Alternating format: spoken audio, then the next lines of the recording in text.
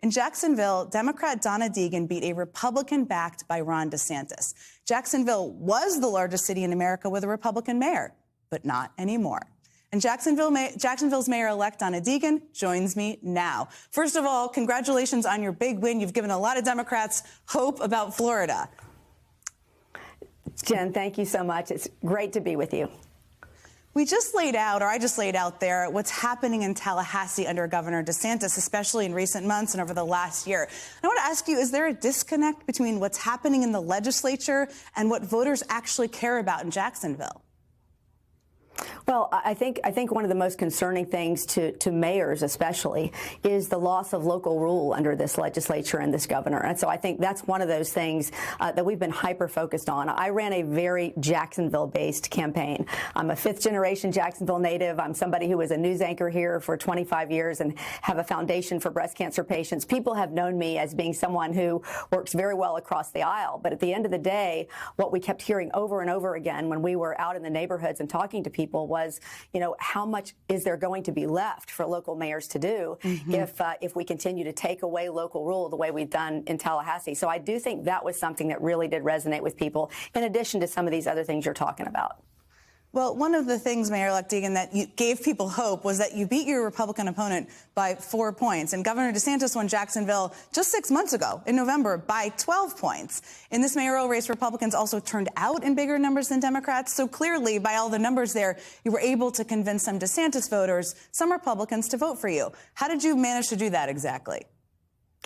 Well, first of all, you know, I'm a marathoner, so I like long-distance endurance events. And so we started very early. We started 18 months out, and we literally every single day were in a neighborhood somewhere, holding a town hall, knocking on doors, listening to people about their concerns, bringing everybody in. I think it's so important, Jen, if we're going to move forward in this country, we've got to be able to talk to each other again. We've got to be able to see each other on some level. And I found so much commonality between what we all want, talking to Democrats, Republicans, independents. People are frustrated with the fractures. They're frustrated with the ugliness. And so what we pledged to do is run a completely positive campaign, vision-based, on issues. I know, right? I mean, hard to believe in politics these days, but we made that we made that commitment and we followed through. And I think what you saw resoundingly from the voters was not only were they tired of a Jacksonville that wasn't moving forward at a pace they would like, but they were really tired of the ugly. And I think, you know, this is a community that went through 3 bouts of breast cancer with me. And so we built a really strong bond over the years while I was on the air. You know, people prayed for me and I created a foundation for them and that helps underserved people with breast cancer. So there was a lot going on here, but I think I had a very deep rooted relationship. We've sort of lived a shared life with folks here. And so I felt like if anybody had an opportunity to bring in folks from across the aisle, I had that opportunity. And then I had the most amazing campaign manager in the world, Pat McCullough, amazing woman who came in with a grassroots plan from day one and just led that thing like a general. She was amazing. We were the only campaign to qualify by petition, got 9,000 signatures, and then just kept on rolling with a grassroots army that turned out to be, you know, comprised of folks from all across the political spectrum. So really, really grateful and optimistic that we can take that unity message and move it forward. I think you're seeing some fatigue with a lot of the hateful politics out there. Well, it's no secret. I love your shout out, first of all, to campaign staff, because they're the heart and soul of how these things are often won, in addition to great candidates. No question. But it's no secret, Mayor-elect Deegan, that Democrats have been having a hard time in Florida over recent years. And here's Governor Ron DeSantis. Here's what he had to recently say about this. I would talk to you about it on the other side. What used to be a swing state, you know, now the Democratic Party in Florida is a hollow shell. It's like a dead carcass on the side of the road. I mean, we have beat the left in the state of Florida. A hollow shell. So what is your view on that? And what do you think about the state of the Democratic Party in Florida? Well, listen, as I said when we embarked on this race, there is nothing that succeeds like success.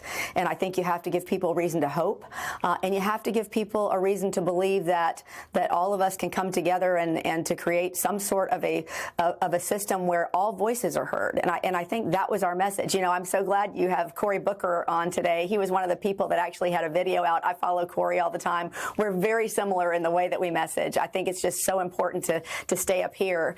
And I think if you can give people a reason to be optimistic and hopeful and do that with policy involved, where you show them what you can do to actually make their lives better at kitchen table level, I think that that's the way forward. I don't think it is a mutual food fight. I really don't. I think it is a message of unity and a message of hope and what we can do together. Well, as people are trying to read tea leaves here or get a little hopeful, I will say, the Republican Party chair in Florida said this about your win, quote, "It's a joke to imply that's an indicator of how the state is going to perform." What's your reaction to that? Well, like I said, I think there's a lot of political theater that goes into politics, and I said that from the very beginning. You know, I've been in the media for a long time. I know how it works. I've covered politics my whole life. I've been on the other side of it, interviewed just about every politician in the world, including President Obama. But I know how these things go, and I said at the end of it, when it's all over and we have to lead, it's all about relationships and building relationships. So I would say that that's what the head of the GOP is going to say, and we'll find out. I think people are very anxious here to build bridges, and I'm going to do everything I can to do that. If my former boss, President Biden, I hope he does call you, maybe he has already, were to call you for some advice on how to win Florida in 2024, what would you say to him? Listen, President Biden also is just an incredibly positive human being, and I think he's made incredible overtures across the aisle. I would just tell him to continue to build those relationships. I think that's what it's all about, making sure that everybody has a voice and continuing to just tell people that we're about hope and we're about the ability to make change if we all work together. I think he's right on message with that. Mayor-elect Donna Deegan, congratulations again, and thank you so much for spending some time with me this afternoon.